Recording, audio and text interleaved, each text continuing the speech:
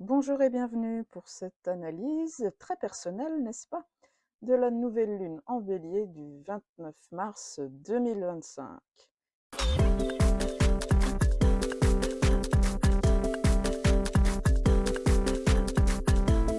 Nouvelle lune en bélier, un peu particulière puisqu'elle sera aussi une éclipse solaire partielle. Alors, les signes impactés par cette nouvelle lune qui a lieu donc dans un signe cardinal, ben, c'est tous les signes cardinaux particulièrement. Premier et deuxième décan, puisque tu vois là la nouvelle lune, hein, c'est-à-dire que la conjonction lune-soleil, elle a lieu sur le 9e degré, donc elle est dans le premier décan, mais on peut dire que le deuxième décan sera impacté aussi. Voilà, donc tous les signes cardinaux, donc c'est Bélier, Balance, et ensuite Capricorne, Cancer. Donc si tu as quelque chose, Soleil, Lune, ascendant dans ces premiers et deuxièmes décans des signes cardinaux, tu pourrais être un petit peu plus impacté par cette nouvelle lune. Et donc les signes un peu plus favorisés seront les premiers et deuxièmes décans des Verseaux, ici, des Lions, mais aussi des Gémeaux, voilà, et Sagittaire, voilà. Donc la nouvelle lune en bélier, ça coïncide toujours avec le début du printemps, donc le début d'un nouveau cycle. Hein, on voit la sève qui remonte, l'énergie qui revient après la saison hivernale. Ça, c'est comment on nous vend cette nouvelle lune en bélier. Hein. Ça m'intrigue parce qu'on nous vend cette nouvelle lune en bélier comme waouh, super renouveau doublé d'une éclipse, tout ça, machin. Moi, j'ai envie de dire non, ben t'es sérieux, toi. Oui, c'est vrai. Une nouvelle ère se met progressivement en place. Petit rappel. Premièrement, Pluton a changé de signe en novembre dernier, après avoir passé à peu près 15 ans dans le signe du Capricorne. Maintenant, il est en Verseau puisqu'il est là. Tu vois. Ensuite, mois de janvier, le 11 exactement, les nœuds lunaires ont changé d'axe. Ils sont entrés sur l'axe Vierge, Poisson, après avoir transité 18 mois sur l'axe Balance, Bélier. Ensuite, on a Neptune. Donc voilà, Neptune passe en Bélier, donc change de signe après 14 ans en Poisson le lendemain. Hein. Ensuite, Lilith, ici, la lune noire, là. Tu vois, alors moi, je prends la Lilith moyenne. Hein. Il y en a qui préfèrent prendre d'autres. Moi, je prends la Lilith moyenne, ça me convient tout à fait. Elle vient de rentrer en Scorpion après avoir passé 10 mois en Balance. Donc oui, hein, il y a des périodes qui s'achèvent, d'autres qui commencent. Ça, c'est sûr. Mais de là à nous faire croire que ça va être la méga teuf en mode Mars, tout ça, qu'on va tous se transformer en Buzz l'éclair, je crois qu'il ne faut pas exagérer quand même. Pourquoi je te dis ça? Je voudrais pas casser l'ambiance, parce que déjà, on va prendre un peu la symbolique. C'est une éclipse solaire partielle, cette nouvelle lune. Donc l'énergie de feu peut être représentée par le soleil. Jusqu'ici, tout va bien. C'est une nouvelle lune en bélier, signe de feu. Voilà, donc il y a un petit peu une reliance. Mais lors d'une éclipse solaire partielle, l'énergie solaire, le feu solaire, va être quelque peu occulté. Donc moins punchy que d'habitude, ou au moins de ce qui pourrait être si ce n'était pas une éclipse.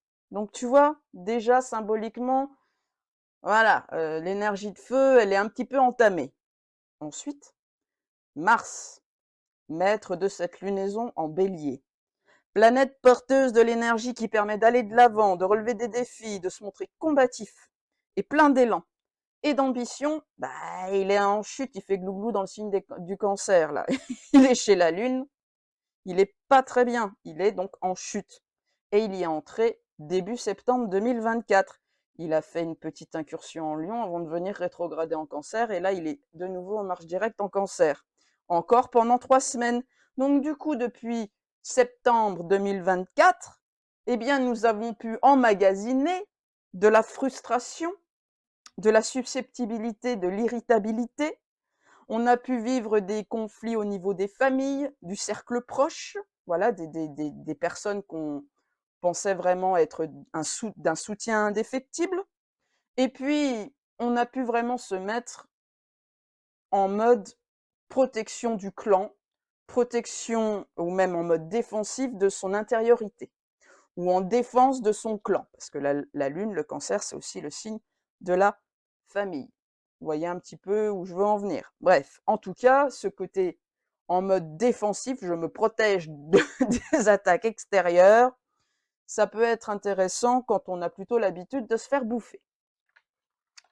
Mais bon, en tout cas, depuis septembre 2024, on a pu avoir l'impression que les actions menées, voilà, on avait envie de manifester, enfin ce qu'on avait envie de voir se manifester dans la matière, avec confiance, entrain, eh bien on a pu voir que souvent ça a pu tomber à l'eau, ou au moins que ça a pu patauger, que ça a pu prendre, et puis pouf, pour s'éteindre direct derrière. Hein.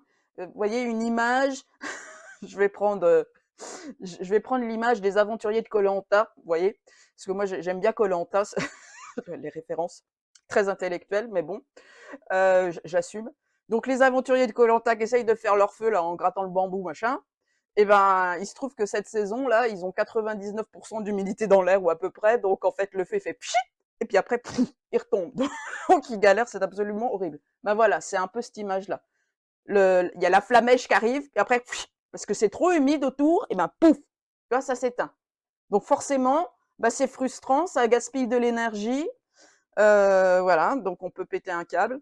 Et puis au fil du temps, il y en a certains qui ont pu aussi somatiser. Et là, franchement, c'est une lunaison. On pourrait beaucoup somatiser cette frustration, cette colère, cette nervosité, parce qu'à force de ne pas voir, on va dire, nos actions vraiment avancer, créer quelque chose de nouveau, etc., ou prendre, hein, tout simplement, notre feu créateur prendre, on va dire, bah, ça peut créer effectivement de la colère, de la frustration, de l'angoisse, enfin de la peur, quoi. Voire nous enclencher des palpitations cardiaques, hein, parce que voilà, Chiron ici, c'est la blessure, la guérison, donc ça parle de santé en gros, hein. Puis dans le signe de bélier, du bélier de Mars du cœur, bon voilà, donc on peut être nerveux, on peut être un peu essoufflé, on peut en avoir marre, on peut voilà, on peut, on peut ne pas être très très zen en fait, hein. Donc vraiment c'est une nouvelle lune en bélier, certes, mais j'ai envie de te dire, son maître est dans la flotte. Encore pendant 3 semaines, comme je t'ai dit. Alors, avec des énergies pareilles, ça m'étonnerait qu'on décolle tel Buzz l'éclair, hein. Bon, en tout cas, avec ces énergies actuelles, on a plusieurs choix. Donc, soit on s'étripe à tout bout de champ, parce que à force de plus pouvoir gérer la frustration et puis de se montrer susceptible, enfin bref, d'être gavé, quoi. Soit on apprend justement à gérer cette frustration et cette colère qui bout à l'intérieur, et justement d'en prendre soin. D'accord? Donc ça monte depuis septembre. Avec une jauge d'énergie, mine de rien, encore toujours inconstante. Bah oui, Mars, il est dans le signe de la Lune. Il n'y a pas plus inconstant que les phases lunaires, puisque ça change à peu près tous les jours. Donc, bon, on peut tous être un petit peu bipolaire en ce moment, mais ça fait quelque temps que ça dure, donc voilà. C'est peut-être pour ça qu'on dit que le monde vire bredin. Enfin bon, chacun interprétera les choses à sa façon. En tout cas, les énergies actuelles nous poussent à faire le dos rond, enfin selon moi en tout cas, hein, parce que Mars est en trigone avec Saturne. Tonton Saturne qui est ici, tu vois, il y a un beau trigone là. Donc ça veut dire que c'est fluide entre les deux. Voilà, on fait le dos rond en attendant que ça passe, parce qu'en plus Saturne, il est sur le nœud nord là. Alors le nœud nord, hein, c'est un peu voilà, le point de direction, notre étoile du Nord, quoi, si tu veux. Ben là, il y a Saturne dessus, donc ça bloque un petit peu. C'est comme si on avançait avec un gros frein à main bien bloqué, voilà, fait qu'on avançait quand même, mais vraiment très très lentement, donc il y a beaucoup d'énergie de stagnation. On peut aussi avoir l'impression de stagner. Voilà, on doit attendre que ça passe jusqu'à ce que Mars sorte du Cancer pour entrer en Lion. Alors, voilà, pour moi, tonton Saturne, là, ben, il nous invite à accepter d'avancer dans des sables mouvants. Hein, on avance, Mars, dans des sables très inconstants, sur un sol un peu fragile, inconstant, mouvant, donc, hein, de ce signe lunaire. Et surtout, il nous invite à ne pas prendre pour argent comptant ce qui se passe au jour le jour, c'est-à-dire qu'une réussite, une journée peut s'avérer être un flop le lendemain, et inversement. Tu lances un truc, tu as l'impression que ça va pas marcher, ben tu vas voir peut-être qu'au final ça va marcher. Voilà. Et ensuite, à gérer aussi nos angoisses, notre anxiété, notre frustration avec maturité, donc Saturne, et avec sagesse, Chiron. Oui, Chiron représente aussi la sagesse. Voilà. Donc, avec un carré, c'est un petit peu le défi, hein. C'est de prendre tout ça avec sagesse. On a bien vu ce que ça pouvait donner. Donc Saturne, en fait, il nous invite à économiser notre énergie. Hein, Saturne, il est pingre. Voilà, c'est pas l'astre le plus généreux, on va dire. On est loin de Jupiter. Donc Saturne, voilà, il est à l'économie. Hein.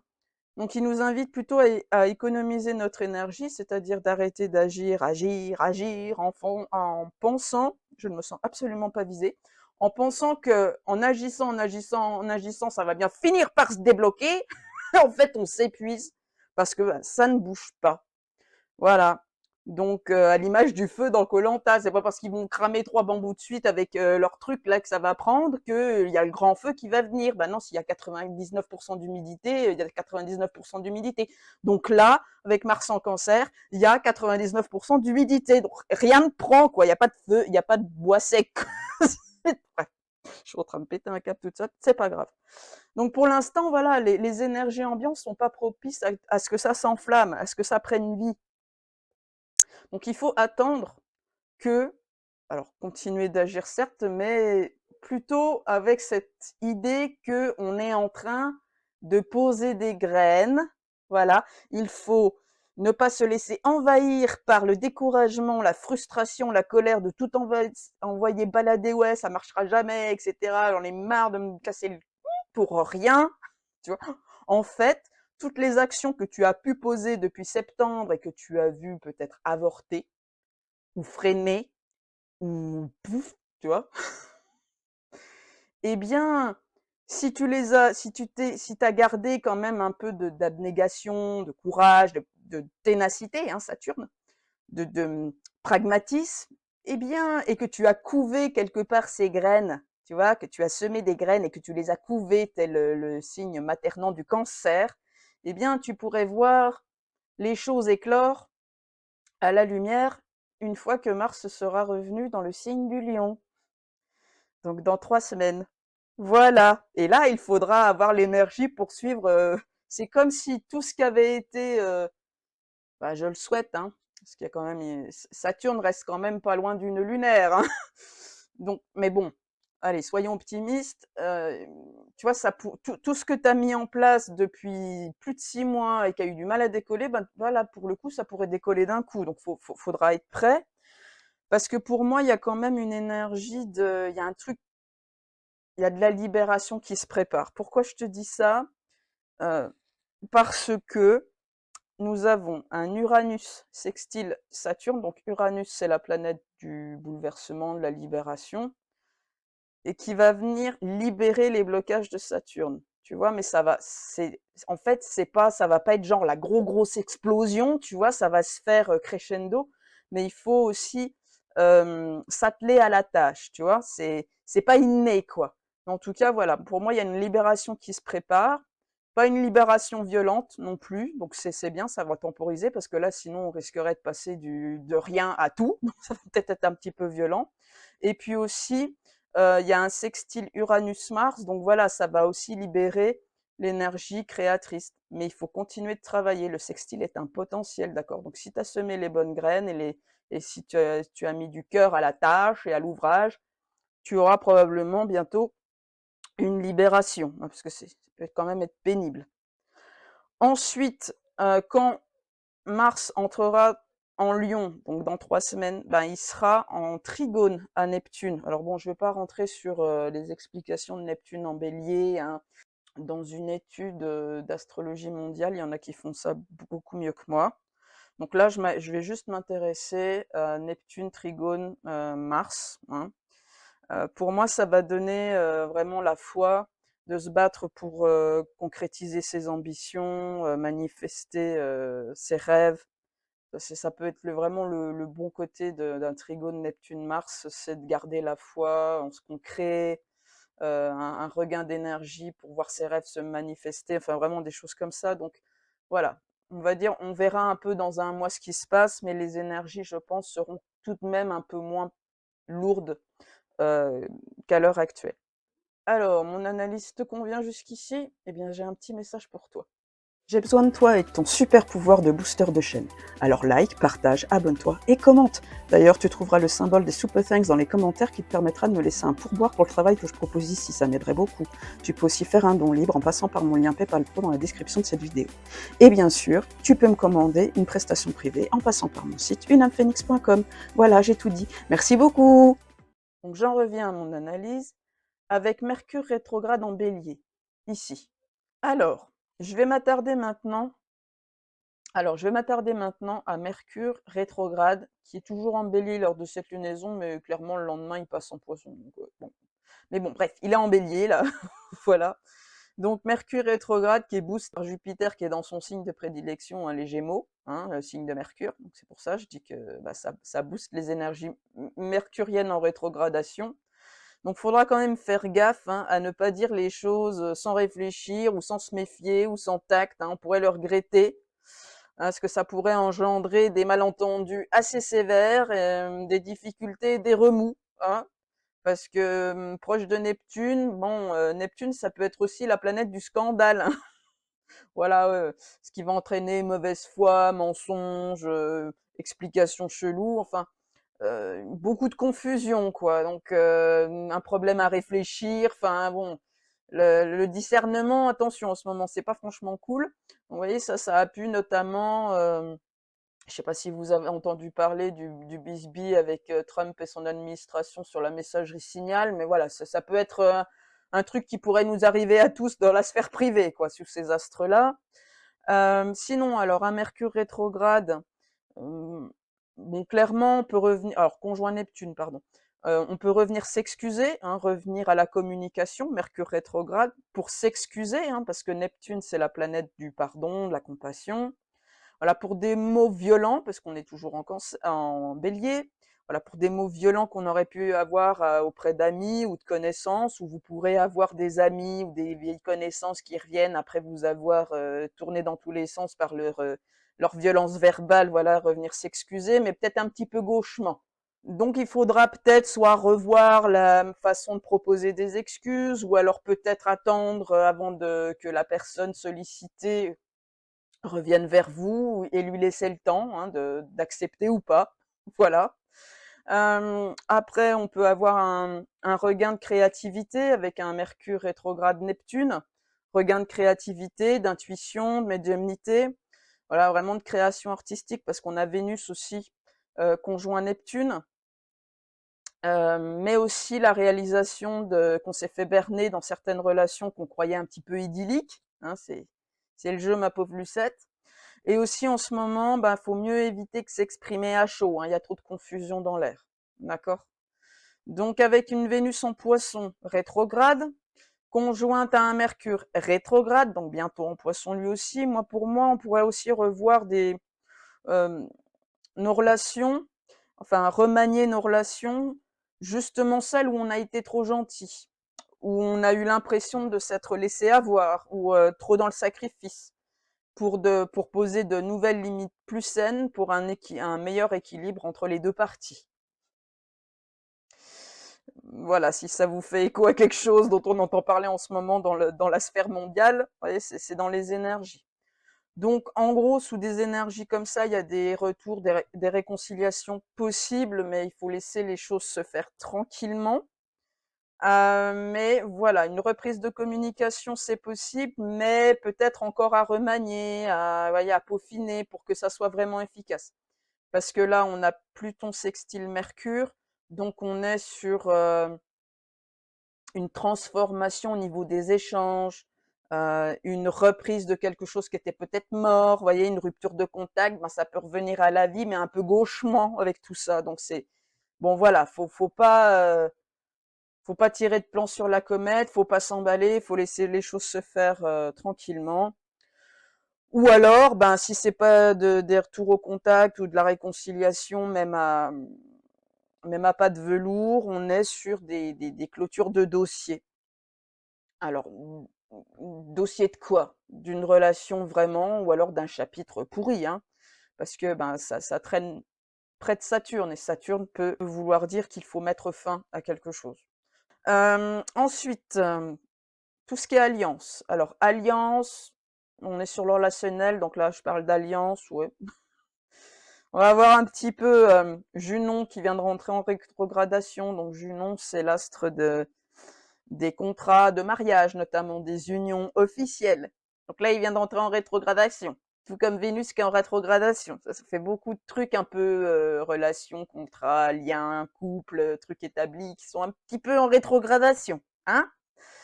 Bon, donc on va revoir tout ça. Alors, en plus, avec Lilith qui vient de débarquer en Scorpion, Junon qui va rétrograder en Scorpion. Bon, bah clairement, attendez-vous dans les semaines à venir, hein, ou voire les mois, parce que Junon, il va rétrograder jusqu'au mois de juillet, puis après, il va mettre 4 mois à traverser enfin, jusqu'à la fin de l'année, il est en Scorpion. En gros, hein. Donc, avec Lilith là-dedans, oh, on va encore avoir des traîtresses ou des traîtres qui vont se révéler, des sorciers, des sorcières, des serpents, des vipères. Enfin, bon, ça va être génial, quoi. Mais en tout cas, pour ceux qui sont en chemin d'épuration karmique Karcher, hein, voilà, sur des chemins d'éveil un peu particuliers, des chemins de vie un peu particuliers, on touche un peu à des trucs chelous. Voilà, ils se reconnaîtront. La rétrogradation de Junon Scorpion avec le combo Lilith Scorpion carré Pluton, parce que vous voyez que la Lilith Scorpion est carré à Pluton, eh bien, on va pouvoir enfin détruire tous les pactes qui ont été conclus avec des énergies obscures sur le plan karmique, mais aussi multidimensionnel. Ben oui, parce que Pluton est en Verseau. Chez Uranus, tout ce qui révèle, tout ce qui se révèle aux galactiques, cosmiques, etc. Tout ça pour quoi faire? Ben pour regagner en pouvoir personnel. Hein, mais il va falloir se confronter quand même à certaines vérités. Bon. Alors oui, pour les hypersensibles, particulièrement ceux qui sont marqués par voilà, de l'eau et de l'énergie scorpion. Voilà, énergie d'eau, énergie scorpion. Méfiez-vous quand même jusqu'à cet été, vous allez pouvoir être la cible d'attaques psychiques et énergétiques assez importantes, mais qui vont être à la hauteur de votre pouvoir personnel. Donc ne doutez pas de votre force. On va dire que ces attaques obscures vont être là pour vous révéler ou pour que vous n'ayez pas d'autre choix que d'aller réveiller cette puissance en vous pour vous protéger efficacement. Voilà les amis. Bon ben écoutez, j'ai fini. Je vous embrasse et à très bientôt.